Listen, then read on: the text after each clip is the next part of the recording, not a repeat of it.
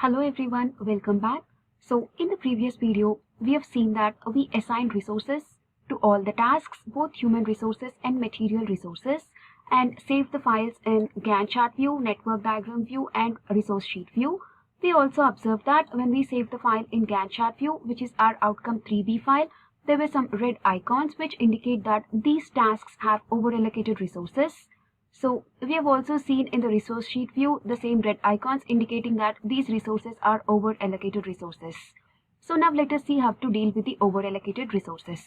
So I've opened my 3D file and these are the over allocated resources. So we have automated resource leveling function in Microsoft Project to take care of these over allocated resources. So let us see how it works. In order to do that, you need to navigate to resource in the menu and there will be an option called level all. You need to click on this.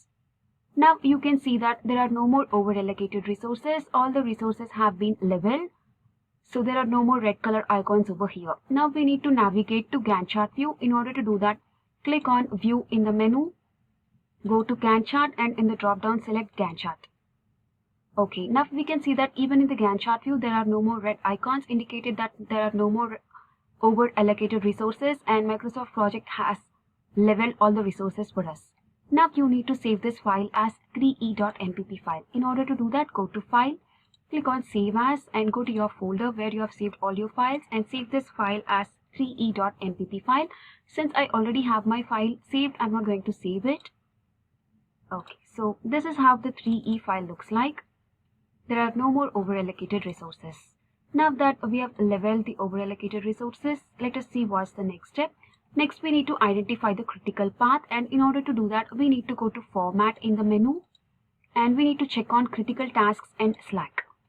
Okay, now you can observe that several tasks are in red color, and if you follow this path, you can find the critical path. All the tasks which are in red color, the path indicates the critical path. Okay, so now that we have identified the critical path, we need to save this file as 5a.mpp file.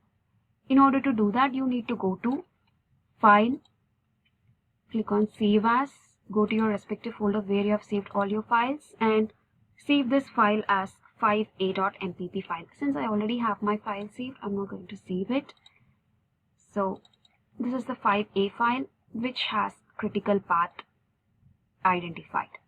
Okay, now we are almost done with the lab. We just have to generate a couple of reports. So let us see how to do that. So the first report which we are going to generate is the project overview report, and in order to generate it, we need to navigate to report in the menu and go to dashboards, and in the drop down we need to select project overview. Okay, now we need to save this. So in order to do that, go to File. So this is how the project overview report looks like. Since we have not yet started the project, it will only show as 0%. So you need to save this. In order to do that, go to File, click on Print.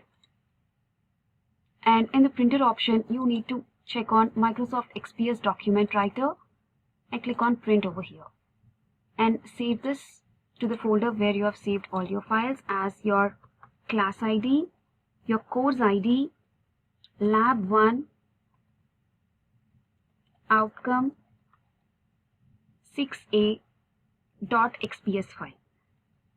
Okay, so I already have it saved, so I'm not going to save it. So this is how the 6a file looks like. This is the project overview report, and as I said, since we have not yet started doing anything, it just shows 0%. Okay, now we need to generate the critical tasks report, and in order to do that, we need to navigate back to the Gantt chart view. So we can just click on Gantt chart drop down and go to Gantt chart view, and we need to again navigate to report, so in progress, and we need to check on critical tasks. Now this is the critical tasks report that is generated. So this is how it looks like, and we need to save this. In order to do that, we should just follow what we have done previously. We should click on Print and make sure that Microsoft XPS document writer is selected.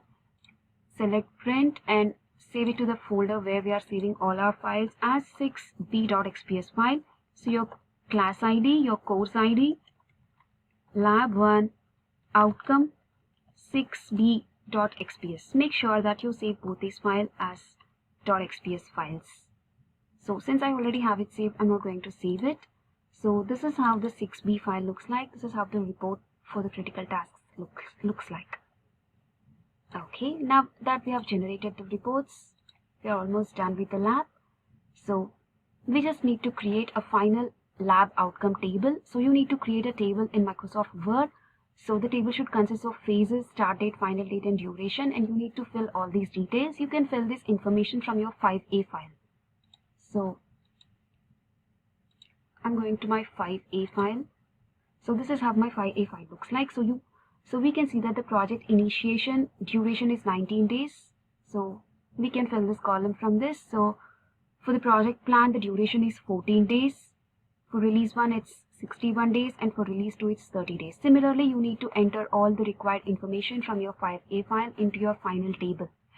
And save all your outcomes to your folder, and make sure you follow the naming convention for all the files as mentioned in your course website. So this is a list of all the required lab outcomes. Make sure you have all the files: 1A, 1B, 1C, 2A, 2B, 3A, 3B, 3C, 3D, 3E, 5A, 6A.xps, 6B.xps, and your lab 1 final outcome, which is a Word document with this table. So save all these outcomes to your folder. And make sure the naming convention for all your outcomes folder, everything is as mentioned in your course website. Zip it and send it to your instructor before the deadline. Thank you so much.